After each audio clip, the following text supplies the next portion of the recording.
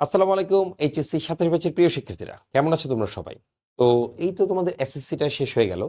তো এখন তোমরা ভর্তি হবে নিশ্চয়ই এবং এই যে ভর্তির আগে তোমাদের কিন্তু আগামী ২-৩ মাস একটা সময় আছে।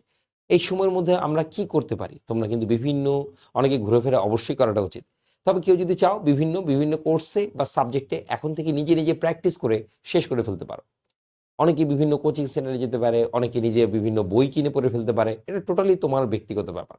তবে তোমরা যদি চাও এই শিশির স্যারের ক্লাসগুলি করে তোমরা এইচএসসির আইসিটিটা কলেজে ভর্তির আগেই শেষ করে ফেলতে, তাহলে তোমরা অবশ্যই বিদ্যালয়ের সাথে থাকতে পারো অনলাইন কোর্সে, অথবা তোমরা অফলাইনে শিশির স্যারের কাছে এই কোর্সটা করে ফেলতে পারো। এবং এখানের ক্লাসটা স্যার কবে থেকে আরম্ভ হবে? যদি তোমরা আমাকে জিজ্ঞেস করো যে, "স্যার, আমাদের এইচএসসি ২৭ ব্যাচের যেই ক্র্যাশ কোর্স প্রোগ্রামটা কবে থেকে আরম্ভ হবে?" এই প্রোগ্রামটা আমাদের আরম্ভ হয় মূলত জুন মাস থেকে। তবে তার আগে এই মে মাসের ২৩ তারিখ, ২৪ তারিখ এবং ৩০-৩১ তারিখে আমাদের ডেমো ক্লাস আছে। চাইলে তোমরা যে কেউ এই ডেমো ক্লাসে অংশগ্রহণ করতে পারো। এবং তার পরবর্তীতে ভর্তি হয়ে তোমরা হচ্ছে জুন মাস থেকে পুরোদমে ক্লাসটা আরম্ভ করতে পারো। যা কিনা তোমার ভর্তির আগেই পুরা এইচএসসির আইসিটিটা শেষ হয়ে যাবে ইনশাআল্লাহ। অবশ্যই তোমাকে পরিশ্রম করতে হবে, তা না হলে তো শেষ হওয়া সম্ভব না।